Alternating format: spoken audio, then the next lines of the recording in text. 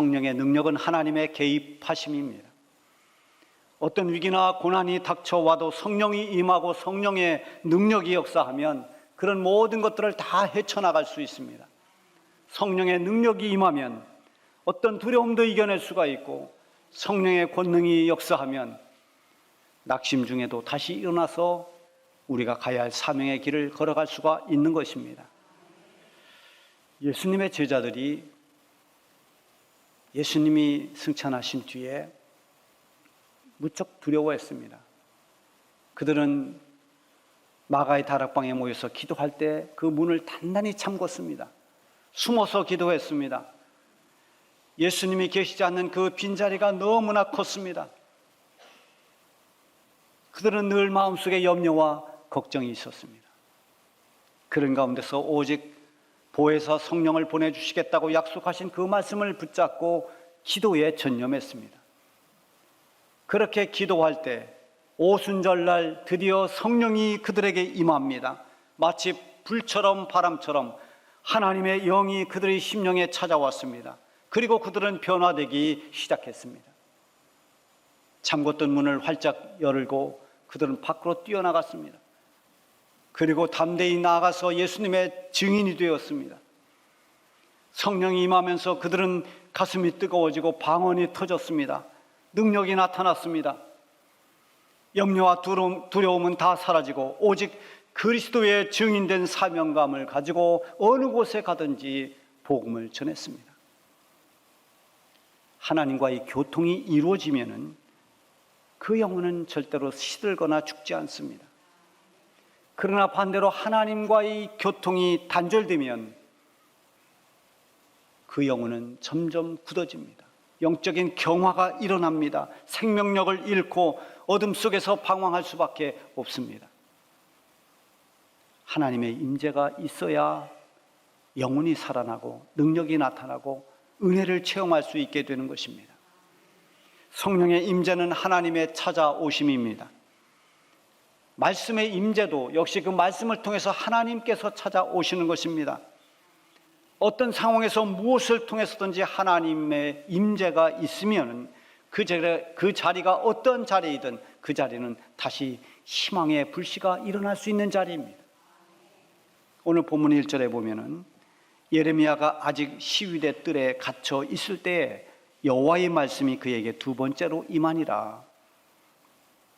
이 말씀에 보면 예레미야에게 하나님의 말씀이 임했습니다. 하나님의 말씀이 임한 그때 예레미야는 어디에 있었는가? 시위대 뜰에 갇혀 있었습니다. 이게 말이 뜰이지 우리가 상상하는 뜰이 아닙니다. 우리는 뜰에 나가서 때로는 커피 한 잔 마시면서 낭만적인 분위기를 만들 수 있는 곳이 뜰인데 그런 뜰이 아닙니다. 이것은 말이 뜰이지 사실은 감옥입니다. 예레미야 32장 2절에도 이 뜰이 나오는데요. 그때 바벨론 군대는 예루살렘을 에워싸고 선지자 예레미야는 유다의 왕의 궁중에 있는 시위대 뜰에 갇혔으니, 예레미야가 지금 궁중 시위대 뜰에 갇혀 있을 당시에 유다는 바벨론에 완전히 포위당하고 그리고 바벨론으로부터 엄청난 고통을 받고 있을 때입니다. 유다라고 하는 나라는 무너지고 있는 때입니다.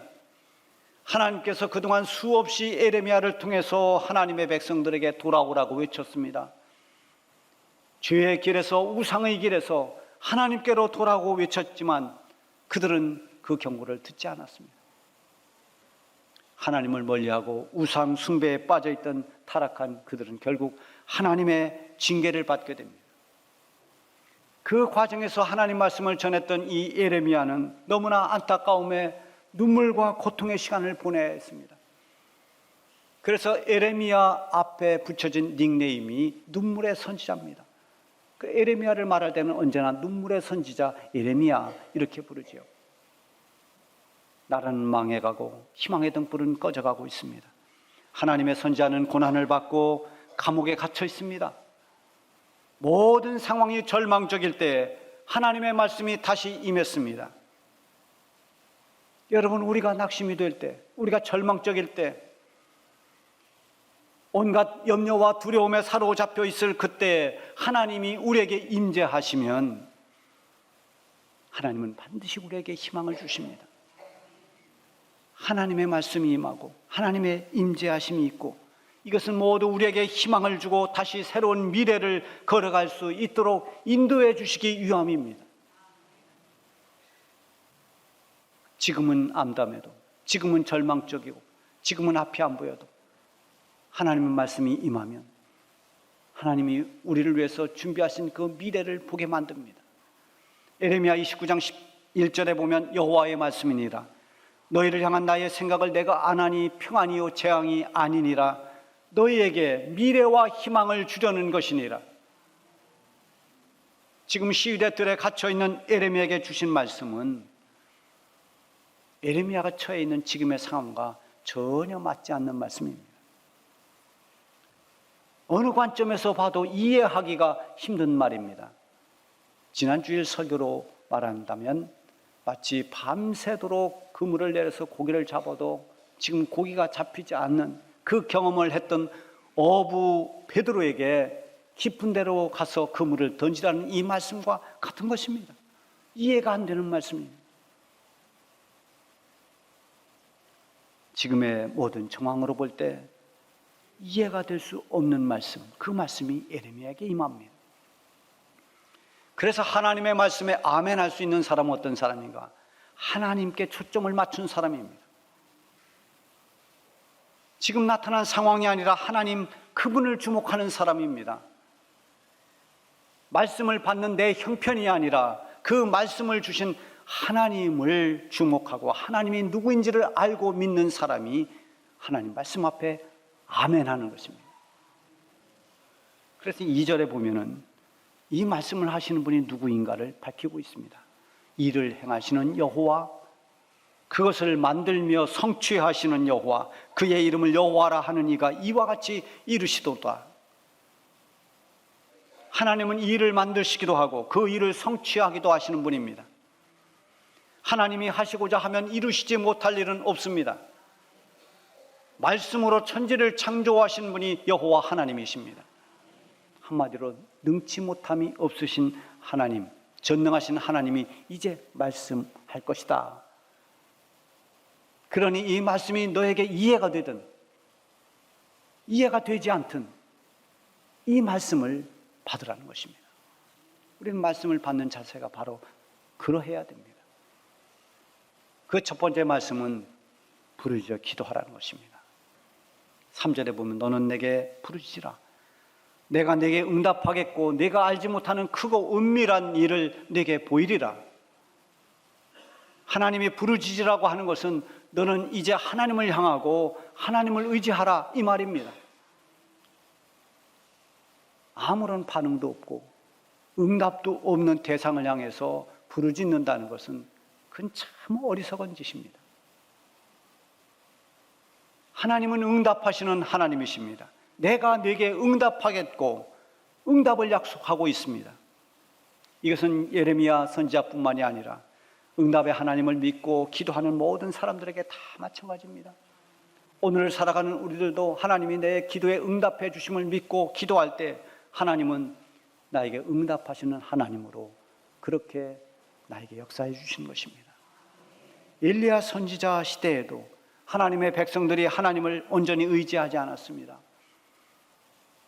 바알을 기웃거렸습니다. 바알 신이 비를 내려주고 농사를 짓게 하고 열매를 맺게 하는 그런 신이라는 말에 그들은 현혹됩니다. 흔들렸습니다. 그때 엘리야와 바알 선지자들이 대결을 합니다. 갈멜산 대결입니다. 갈멜산 꼭대기에 제단을 쌓아놓고 제물을 올려놓고 누가 불러 응답하는가? 불러 응답하는 신이 참 신이다. 그래서 많은 사람들이 모여서 지켜봅니다. 초미의 관심을 갖고 모였습니다. 과연 누가 불러 응답할 것인가? 먼저 바알 숭배자들이 바알을 외칩니다. 바알이여 바알이여 응답하소서. 그들은 1시간 2시간이 아니라 오전 내내 부르짖었습니다. 아무런 응답이 없습니다. 그러자 그들은 흥분했습니다.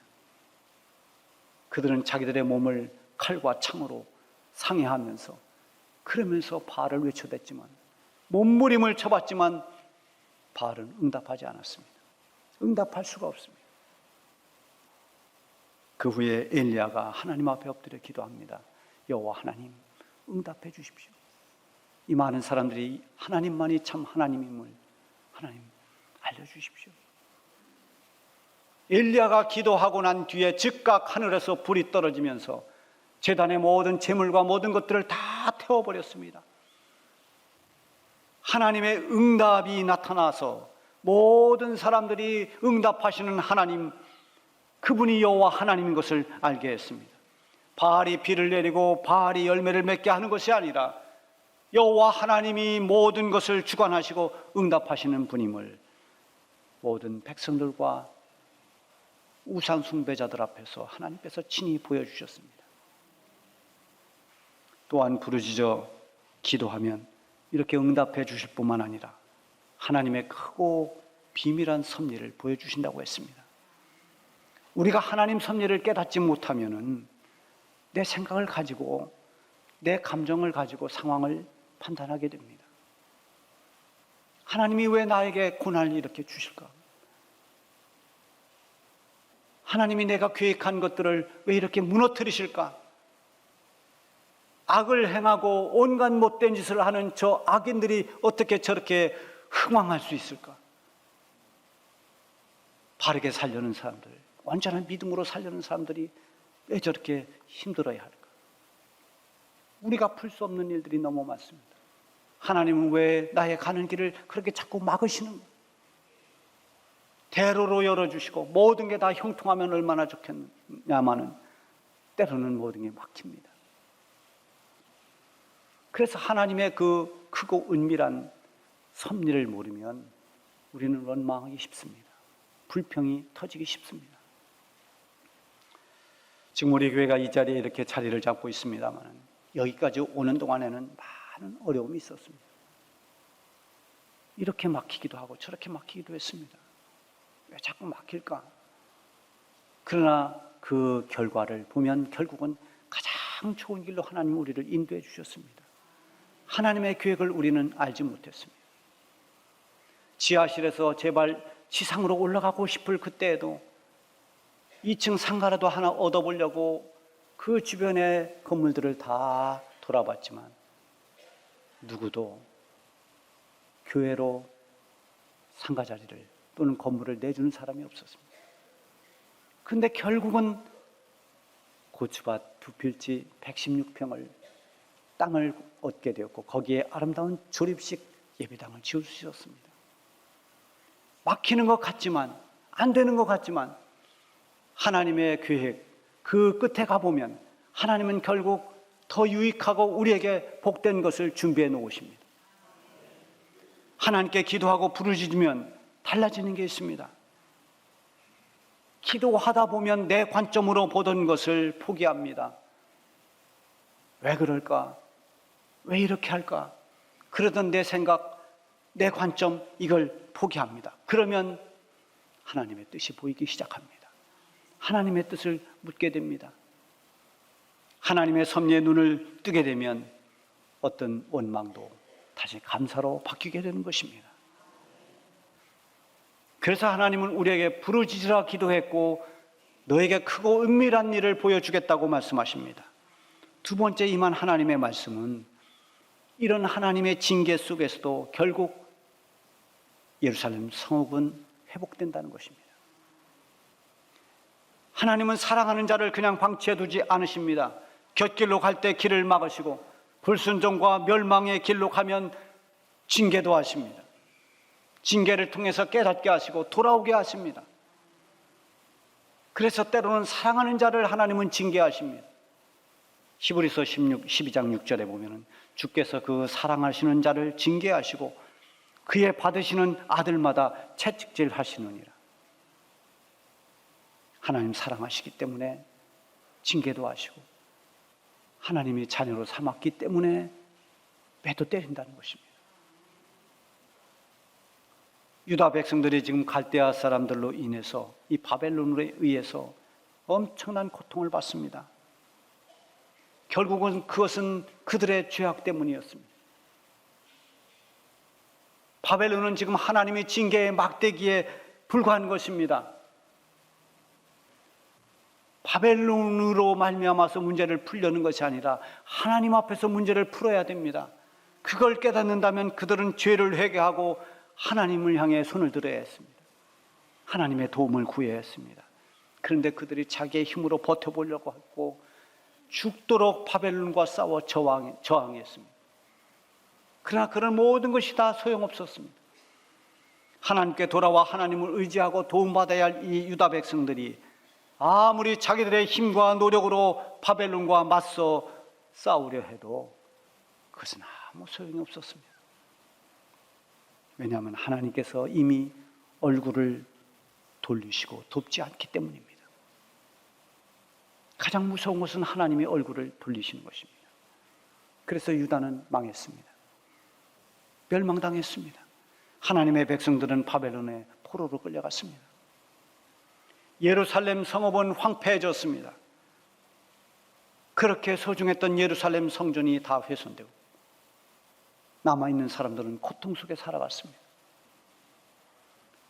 이제 하나님의 백성들은 다 절망에 깊이 빠져 있고 그 찬란했던 예루살렘 성읍은 어둠에 잠겨 있습니다. 예루살렘 성읍에서 나던 찬송소리가 그치고 웃음소리가 그쳤습니다. 이제는 깊은 탄식 소리만 터져나옵니다.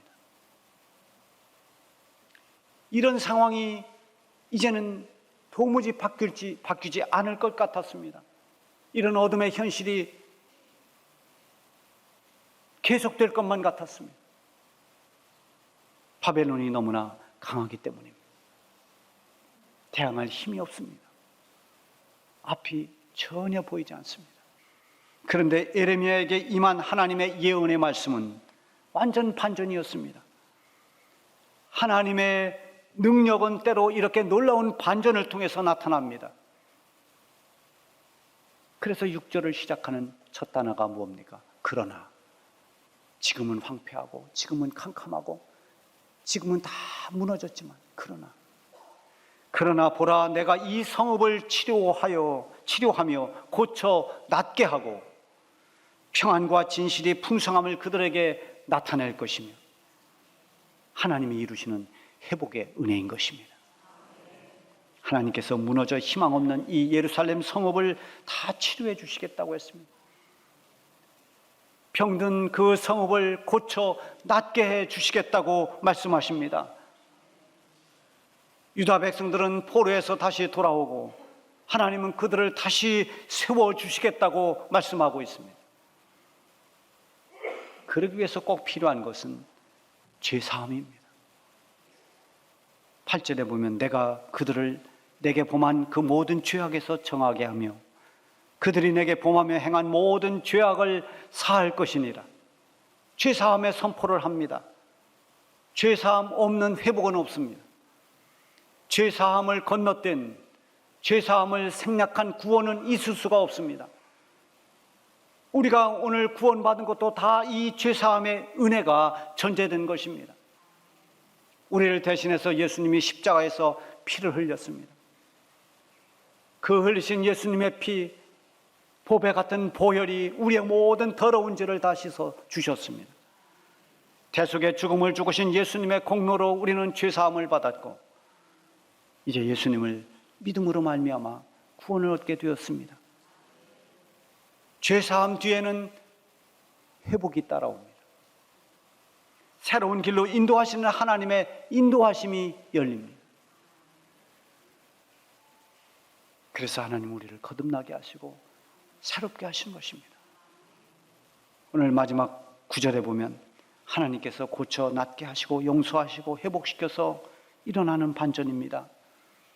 이 성읍이 세계 열방 앞에서 나의 기쁜 이름이 될 것이며 찬송과 영광이 될 것이요 그들은 내가 이 백성에게 베푼 모든 복을 들을 것이요 내가 이 성읍에 베푼 모든 복과 모든 평안으로 말미암아 두려워하며 떨리라.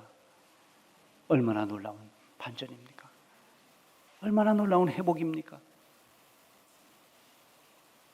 나라는 기울어가고 예레미야는 궁중 감옥에 갇혀 있을 때 그렇게 암담하고 절망스러운 상황에서도 하나님은 예레미야에게 희망의 메시지를 주고 있습니다. 그 시대와 상관없이 하나님은 그런 희망의 메시지를 던져주셨습니다. 오늘 우리가 처한 상황이 어떠하다 할지라도 여호와 하나님은 우리의 힘이 되시고 우리의 능력이 되십니다. 아무것도 붙잡을 것 없는 불안한 때에도 하나님을 의지하는 사람은 희망을 볼 수 있습니다.